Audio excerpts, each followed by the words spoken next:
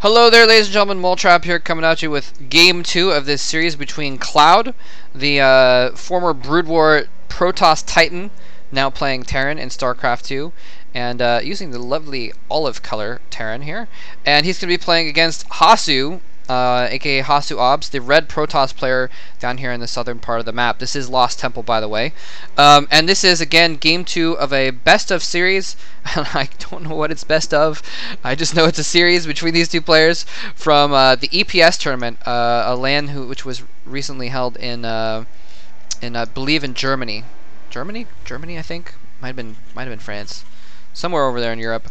And anyway, it's been an exciting matchup so far. Two very, very strong players here duking it out, and I'm anxious to see what happens in Game 2 if ClouD can come back and get a second win over Hasu, or if Hasu can.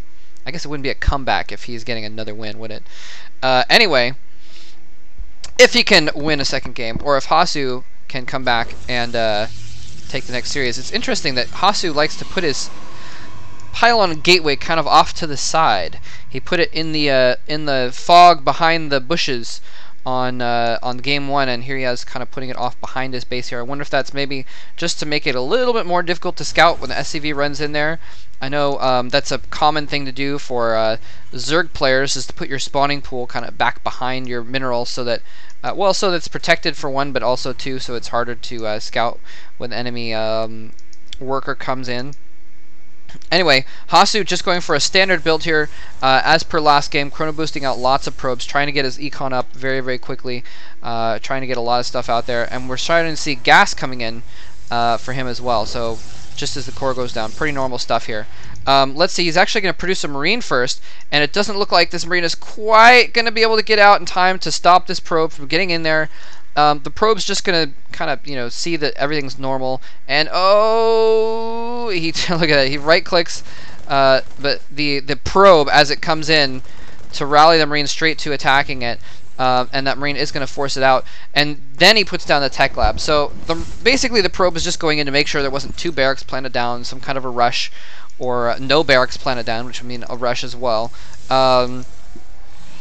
And just see the normal stuff here. Again, Hasu Obs doing the same thing as last time. As soon as that core gets up, researching warp gates and chrono boosting it, trying to get those warp gates out as quickly as possible. We're probably going to see him put down a second gateway as well, as would follow with that previous the previous game. That Marine's going to go chase that probe away from the Zelnaga tower. Anyway, the one thing that was important a little bit about chasing that probe out with the Marine is that then the probe didn't see this tech lab go down, because he also could have put down, a reactor or something like that. Probably wouldn't, but tech lab's usually the normal opening. But I guess I'm just saying that's the one advantage of chasing that probe out earlier. The probe actually does manage to get away all the way back here with just 4 hit points left. And it looks like ClouD is actually trying to put a little bit of pressure on here with just his couple of units. Yes, he does have concussive shells upgraded, which is going to allow him to be a lot more effective if there's zealots around. He's going to be able to slow down stalkers as well. But Hasu's going to fall back to the high ground with that single stalker until he can get another one reinforcing here. Warp gates are finished, and I think they're finished. Yes, just finished. He's going to warp. He's going to transform those into warp gates, or that into warp gates. He's still just got the one gateway. The second one is about to come in as well. And here's where we're going to see what kind of tech he goes for, if he decides to go for an expansion or not, or if he decides to go for a robo, which would be pretty normal as well. Again, just these 2 gateways out for ClouD. I'm curious to see if he's going to expand on this map as well. This map has an expansion which is even a little bit easier to defend. And here he comes in with a few units. I think this is not a good idea. This Marauder is going to go down. He focus fires down one stalker. The second one is trying to run away, but it's slowed down by the concussive shells. But this is, just disastrous, actually. Losing his entire small force there and only getting one stalker. This stalker was low on shields, but didn't manage to actually kill it at all. So really not an effective use there. I'm not sure why he engaged. I think he would have been better off kind of slowing down, using the concussive shells to slow down a couple of those stalkers and then running away. He was just trying to focus fire down 2 stalkers and get 2 kills out of it at least, but did not quite work out. Now Hasu with 4 stalkers is going to move out here, and the bunkers, 2 bunkers going up. Wow, going very bullish on the bunkers, the defenses right now, just to make sure he doesn't get countered, and that's pretty smart actually, because he doesn't know how many gateways are in here. Haven't seen him. Let's actually, we can even check. Yeah, he hasn't spotted this base in a long time. It looks like he did spot the robo going up. He must have comsetted earlier, but either way, he doesn't know if maybe there's more warp gates around, and he could face a strong push since he did see those 4 stalkers out. So he's getting some bunkers up just in case, pumping out some Marines. And this is interesting. I like this. Using the second orbital command, he gets out the second orbital command very, very quickly, and doesn't actually float it over to his expansion just yet. And again, I think that's because he's worried about some pressure, but I think he could stand right now to put it out there. I'm surprised he didn't put maybe at least that second bunker down here on the low ground. Well, then this one would be a little bit far away. But I'm a little bit surprised that he hasn't decided to actually use that expansion since he has the orbital command and everything. But at least he's making use of it and actually... oh wow, I'm sorry, I didn't even see this. He made a warp prism of that warp gate. He's trying to warp his units in, warping in reinforcements as well. I think ClouD should be able to, well, maybe not actually. Yes, he's going to pour his units out of the bunkers, and now that he has his units out of the bunkers, then he's going to be able to fight this off. Hasu pulling back, pulling what forces he can out of that battle so he doesn't just lose them all. He's going to try and do a little bit of harassment there. Sorry about that, I didn't see the warp prism coming in. I will switch it over to the production tab so people can watch that if they want to. Anyway, some little harassment going on here, but nothing too much going on at that point. He does have a very decent army here. I wouldn't be surprised if he recycles these bunkers pretty soon and tries to move out this expansion, and especially once this 4th barracks gets up, he's going to be able to put out a lot more units. And I'm not seeing... Okay, we see a factory. Okay, there's those bunkers getting recycled. I'm surprised we don't see a starport yet. There we go. Okay, he's going to put a starport and a tech lab, and probably going to transfer over, if we're going to see anything like last game, transfer over that. Uh-oh, warp prism coming in the back here. Is he just going to try and do a fake out? Is he just scouting? He may just be scouting to see what's happening there. Might as well if you've got a flying unit that's relatively fast. Anyway, no, actually, wait. He does have it turned on to transport mode, and it's up here on this high ground, so he can't actually spot that. He may think that this is actually, if we look at this here, yeah, he doesn't actually see, and there we go. Now he actually sees this zealot warping in. He's responding by sending his units back to take care of that zealot. It's just a single zealot. Basically, he's just trying to be harassing, just trying to do what harassment he can. He might get an SCV kill. Oh, getting a couple SCV kills actually, and going for the injured SCVs, gets 3 SCV kills on that one zealot before running out. Nicely done. Those must have been the SCVs that were fighting here earlier in that battle when he did come in there. Let's see. Now he's actually built the starport, he's built the tech lab, he's floated the factory off, and now he's going to transfer over to the tech lab a little bit later.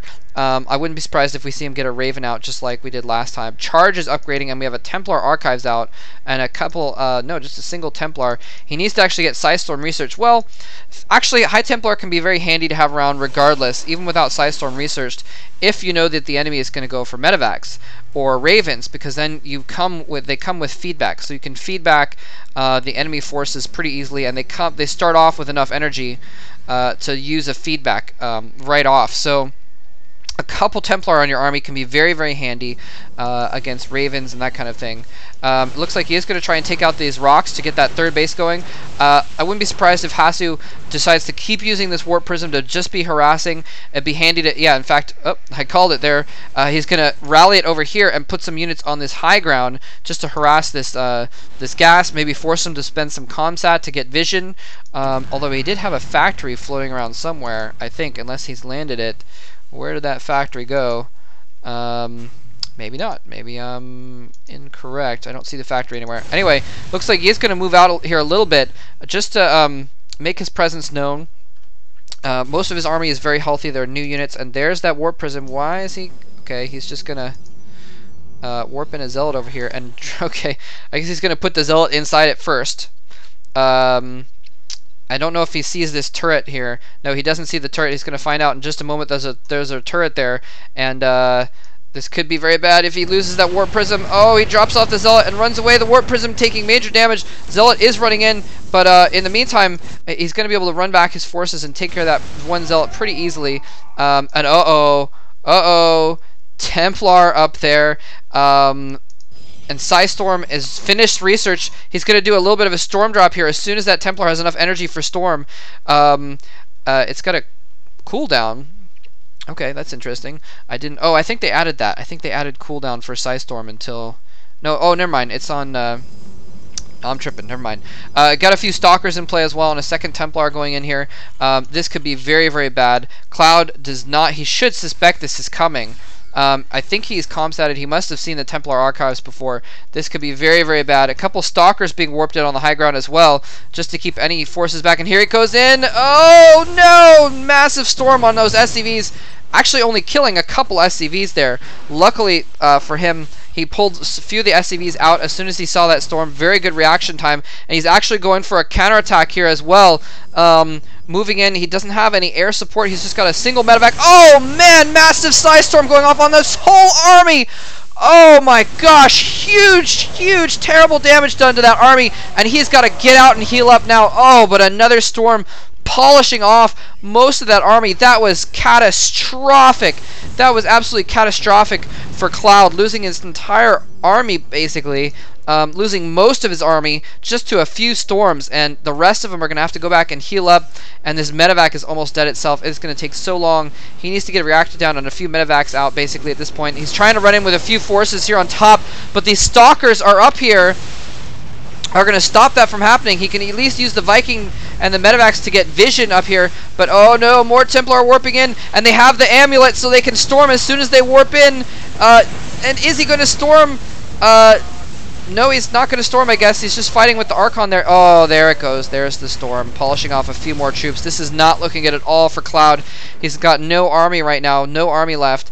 And in the meantime, Hasu does have a significant army. Where are all of his Stalkers, though? I thought he had more Stalkers earlier. He's just warping in mostly Zealots and Templar at this point, and he doesn't really need to do much more than that. The Zealots have charge upgrades, so they're going to be able to charge up really close. Oh, we do see some Ghosts in play.